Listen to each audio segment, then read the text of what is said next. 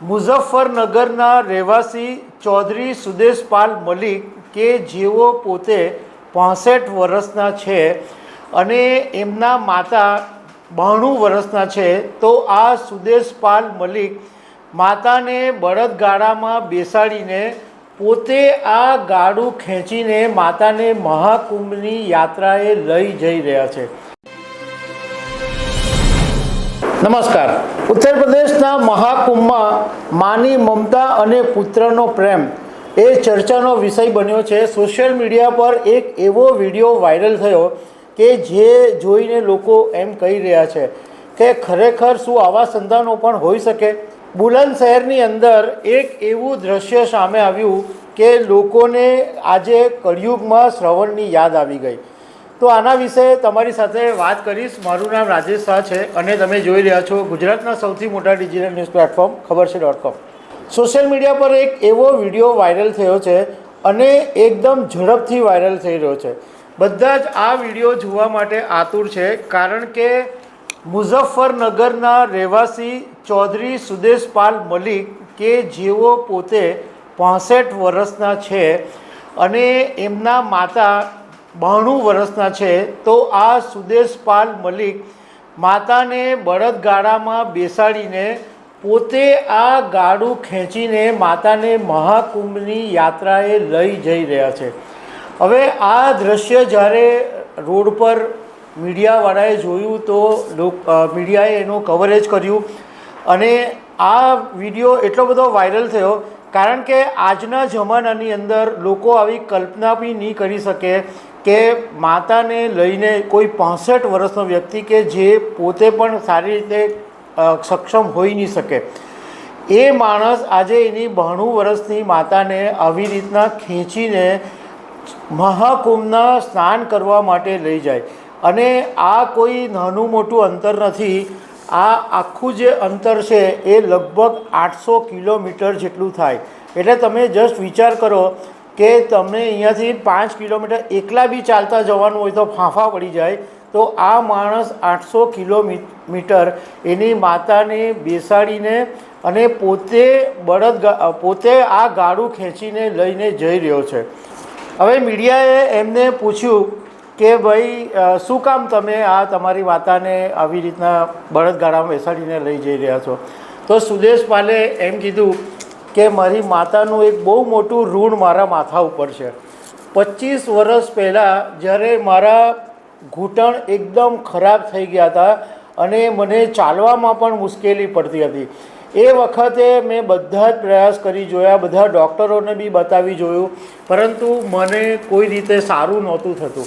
પરંતુ ભગવાનના આશીર્વાદ અને મારા માતાના આશીર્વાદ અને મારી માતાએ એટલું બધું મારા માટે કર્યું અને મારા ઘૂંટણ આજે સારા થઈ ગયા અને હું એકદમ સ્વસ્થ માણસની જેમ જિંદગી જીવી શકી છું। તો મારી માતાનું ઋણ ઉતારવા માટે એ જ વખતે મેં સંકલ્પ કરેલો કે હું મારી માતાને મહાકુંભમાં સ્નાન કરવા માટે લઈ જઈશ અને તે પણ બળદગાડામાં બેસાડીને હું જાતે ખેંચીને લઈ જઈશ, કારણ કે મારા માટે આ બહુ જ મોટી સૌભાગ્યની વાત છે। અમે ખબરછે.com ઉપર આ વિશે એક પોસ્ટ મૂકેલી હતી, આ સુદેશપાલ મલિક જ્યારે ખેંચીને લઈ જતા હતા એ વિશે। તો એટલા બધા લોકોએ આ વાતની સરાહના કરી છે અને હજારો લોકોએ આના પર કોમેન્ટ બી કરી છે। લોકો મોટે ભાગે એમ કહી રહ્યા છે કે આજના જમાનાની અંદર આવા સંતાનો મળવા મુશ્કેલ છે। તો એક જણાએ એવું પણ કીધું કે જ્યારે શ્રવણનો જમાનો હતો ત્યારે આ બધા વાહનોને બધી વ્યવસ્થા નહીં હતી, પરંતુ સુદેશપાલ મલિક ધારતે તો કોઈ વાહનની વ્યવસ્થા કરી શકે અથવા કોઈને કહેતે તો પણ વ્યવસ્થા થઈ જતે।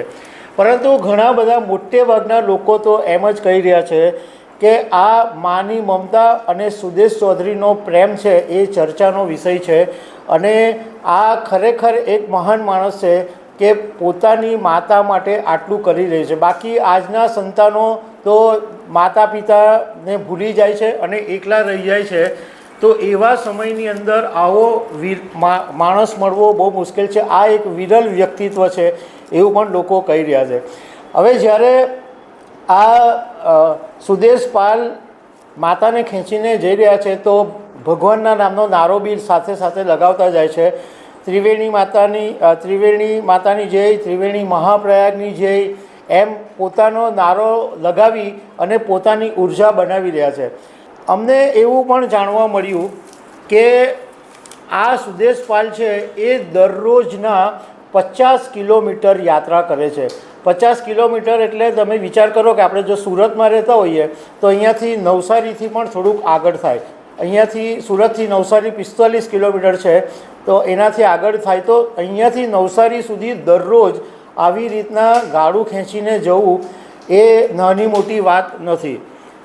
હવે અમે થોડી એ બી તપાસ કરી કે મુઝફ્ફરનગરથી પ્રયાગરાજ મહાકુંભનું અંતર કેટલું થાય છે. તો એક વખતનું અંતર છે એ 430 કિલોમીટરનું થાય છે.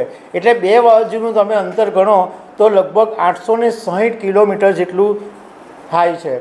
ઘણા લોકોએ એવું પણ કીધું કે મલિક પોતાની ઈચ્છા પૂરી કરવા માટે સંઘર્ષને પણ માત આપી રહ્યા છે, સંઘર્ષને પણ હરાવી રહ્યા છે, એવું પણ લોકો કહી રહ્યા છે.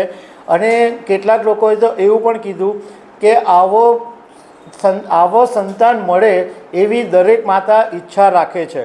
તો આ મહાકુંભની અંદર આ સુદેશપાલ અત્યારે સૌથી વધારે ચર્ચાનો વિષય બન્યા છે. તો દર્શક મિત્રો, આવી અનેક વાતો સાથે અમે તમને મળતા રહીશું. Thank you very much.